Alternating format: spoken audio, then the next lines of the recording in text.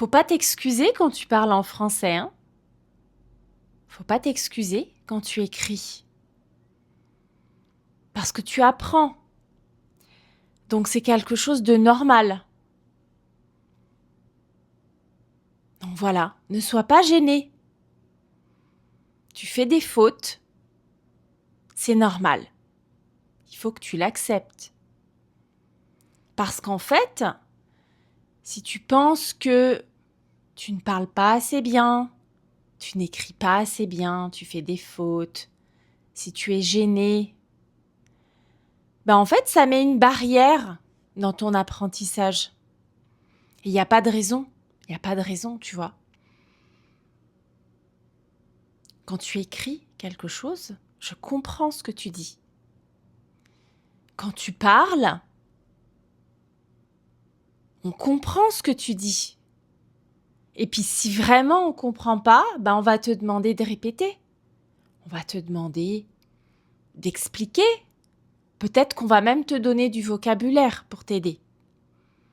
Donc il ne faut vraiment pas que ça te freine. Et puis peut-être que tu penses que les gens autour de toi sont meilleurs. Donc tu n'oses pas parler. Tu n'oses pas écrire. Il n'y a pas de raison, tu ne devrais pas faire ça. Parce que c'est vrai qu'on parle de niveau, débutant, avancé, intermédiaire. Ça, c'est des boîtes. On aime bien ranger les choses, les personnes dans des boîtes, dans des catégories. Mais en fait, ça veut dire quoi? A, B, C, D.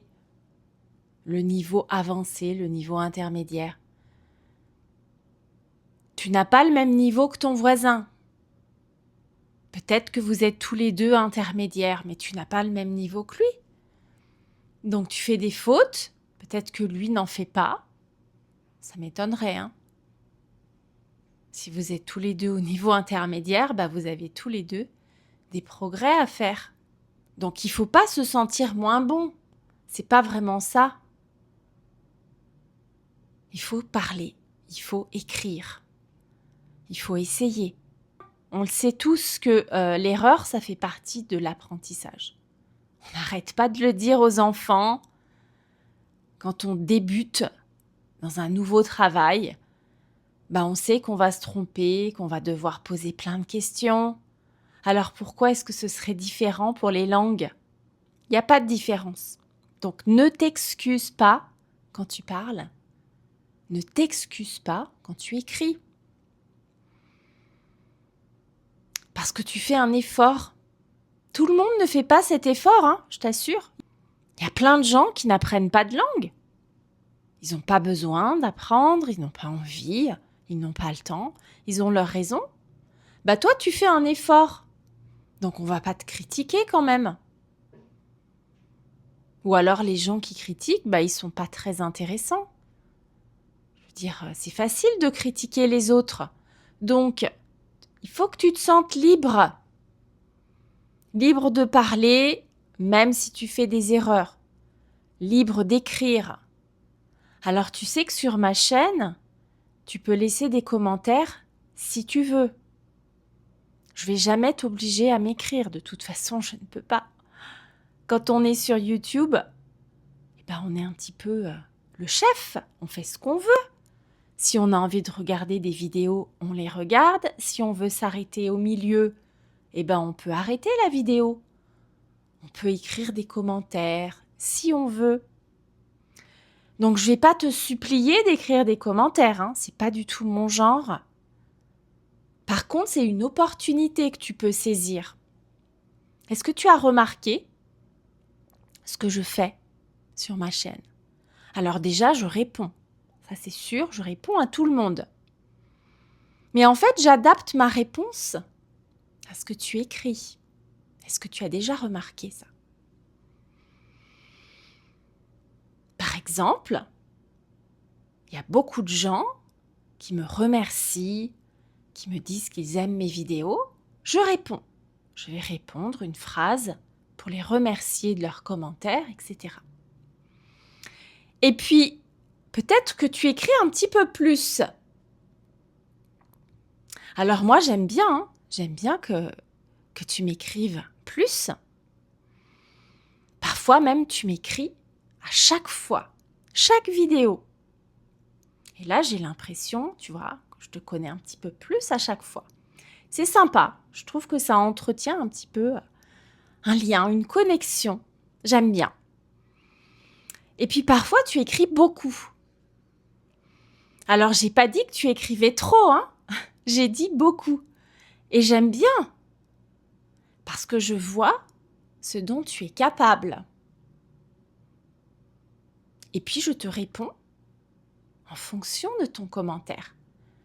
J'essaye de répondre de manière assez significative si tu as fait l'effort d'écrire. Je ne vais pas te dire « Ah, merci, sympa, salut ». Je te réponds. Et puis, j'essaye aussi d'adapter ma réponse à ce que toi, tu as écrit. En te donnant peut-être du vocabulaire supplémentaire. Parce que tu as fait un vrai effort et je me dis, on va pousser un petit peu plus. Parfois, je mets des expressions. Tout ça, c'est volontaire, hein. Donc, tu feras attention à partir de maintenant, si tu veux. Parfois, je te corrige indirectement. Je ne vais pas te dire, ah là là, tu t'es trompé, tu as fait une faute. Mais parfois, je reformule ce que tu as dit pour te montrer la forme courante. Fais attention à tous ces petits détails.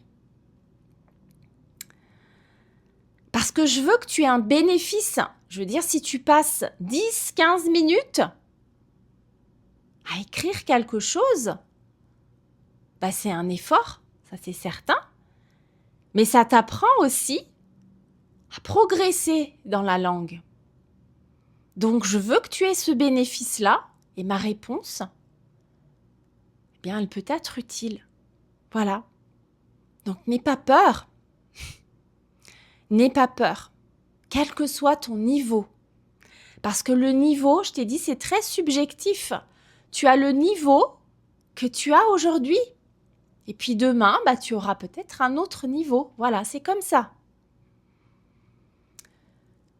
Et puis, j'ai remarqué aussi que parfois, tu m'écris dans ta langue maternelle.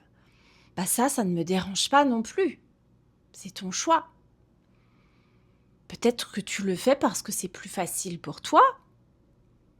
Peut-être que tu le fais parce que tu n'oses pas écrire en français. Voilà, c'est un espace public. Tout le monde peut lire ce que tu écris. Peut-être que tu es gêné. Alors, je vais te le répéter. Ne sois pas gêné. N'aie pas peur de faire des fautes. Voilà. Sens-toi libre. Parce que comme je te l'ai dit, c'est une opportunité pour toi. Et tu sais, la langue écrite, oui, c'est pas le français qu'on parle tous les jours. Mais c'est quand même important. Ça permet de poser un petit peu des bases. Et voilà, c'est à toi de décider. Si tu m'écris un long commentaire, ça voudra dire que tu as fait vraiment le maximum pour réfléchir au vocabulaire que tu veux utiliser, aux mots, à la façon dont tu organises la phrase avec tous ces mots. Voilà. Donc tout ça, c'est du bonus pour toi. Donc c'est vrai que je réponds pas forcément tout de suite, mais je réponds. Ça, c'est vraiment quelque chose que je veux te dire. Et puis, pour moi, c'est pas un effort énorme. Je veux dire, c'est ma langue. Et j'ai aucun problème à commenter ce que tu dis. Voilà. C'est ce que je voulais te dire aujourd'hui. D'accord ? Donc, ne t'excuse pas. Ne te sens pas gêné. Profite des opportunités. Voilà le message que j'avais pour toi aujourd'hui. Et j'espère te revoir bientôt dans les commentaires ou autrement, parce qu'en fait, tu sais peut-être que tu ne le sais pas encore, mais j'organise régulièrement un jeu pour te donner l'opportunité de parler aussi. Donc, le prochain jeu va arriver dans quelques temps. Et pour cela, il faudra que tu participes aux discussions. Voilà. Et tu vois, le prochain jeu, je l'ai déjà dans la tête depuis un moment. Ça m'amuse beaucoup, hein, ces jeux. Il faut que je te le dise. Voilà, donc j'ai hâte. J'ai hâte. Allez, à bientôt. Bye bye.